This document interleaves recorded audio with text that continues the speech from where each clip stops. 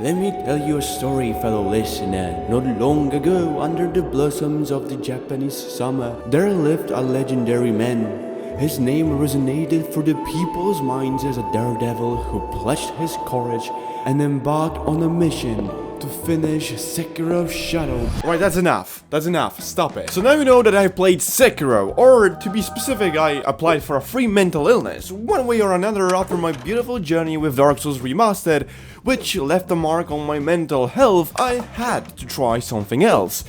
It didn't go as planned. But you know, I ought to put this whole story in a somewhat of a chronological order.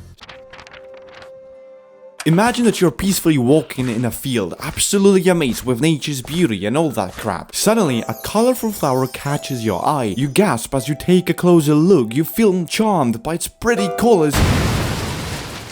Yeah, the flower just exploded into your face. Pretty real, huh? This is a pretty exaggerated imagery of my first hours in Sekiro. Although a flower didn't explode into my face, a similar level of shock hit me as I took my baby steps. At the start, I felt absolutely amazed by this game's beauty. I mean, it had to be somewhat of a life-changing experience, whereas my previous game was Dark Souls 1, so it indeed felt like moving out of Somalia to Italy at least. The graphics, the atmosphere, the design, I absolutely adored that. Even a small thing like being thrown into a river and being able to swim in it in a Fromsoftware game caused an immense feeling of amazement. Seriously, let alone parkour and stealth. Combat? Well, in the prologue it looked something like this. Slash slid cut his head off, cripple some folks, great success. At first I didn't feel the challenge of combat, even the fight with the first boss went without breaking a sweat. By the way, throughout my whole journey in Sekiro, I consider everything with a 2-dot health bar to show up on my screen as a boss. But you know, good times don't last forever, and as soon as I started to actually think Sekiro was going to be kind of an easier ride, all that hope was crushed by meeting Genichiro, whatever. And from then on, shit was pretty wild.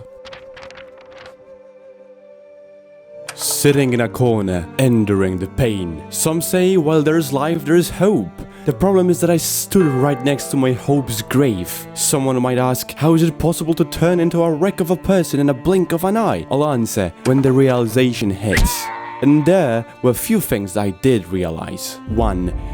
I know shit about combat. Oh, in the prologue it looked so good. Nah, it didn't. I had no idea what I was doing. Hitting those red dots on time was pure luck. Well, honestly, every part of the combat in prologue was pure luck. Suddenly, after meeting the wooden path, every single NPC hit me like a truck. I felt like a babe in the woods. I didn't know what to do. I didn't know what was the cause of it. I only knew that if I hadn't changed my strategy, I wouldn't have progressed at all. So I made my own one, which I called Run and Avoid Everything That Moves. Number 2. My strategy actually sucked. Well, imagine that your main objective in Sekiro are boss fights. Yeah, I know, you don't need to clap right now. And now look at my strategy. Do you see the blind spot? Here it is. In Sekiro, there is a boss every 50 meters. Alright, that's what I paid for, I know. However, don't you Fromsoftware think that giving me a little break would be sensible? Like, I haven't even started contemplating my struggles with the previous boss, and hey, here,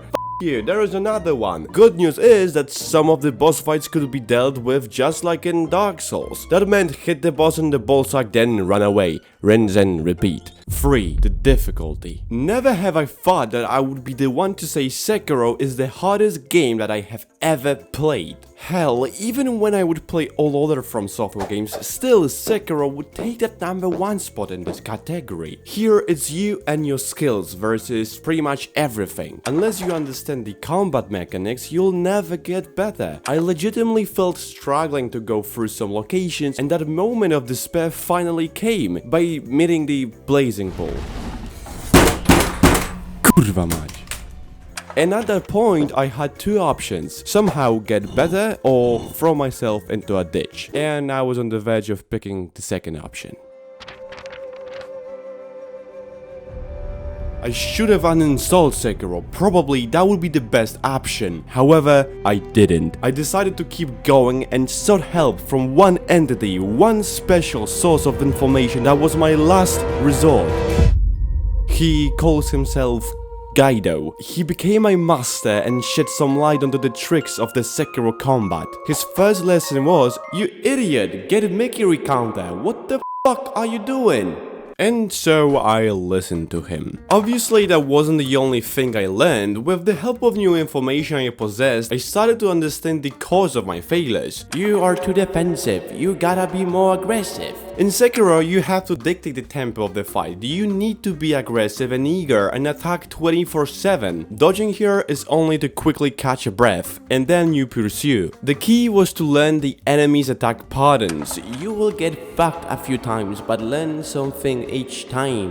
And something started to click. During the fight with Genichiro, I started to actually appreciate the combat. I was still getting used to Mikiri counter, to deflecting, to keeping my composure. However, now, as I look back to this fight, even though I died several times and it took me days to kill him, I actually remind myself how great it was. The constant sound of swords clashing, the exchange of blows, it felt purely cinematic, something absolutely magical. I understood one thing: combat in Sekiro is out of this world, and it was worth all of the struggle to get to the point where I actually started to appreciate it.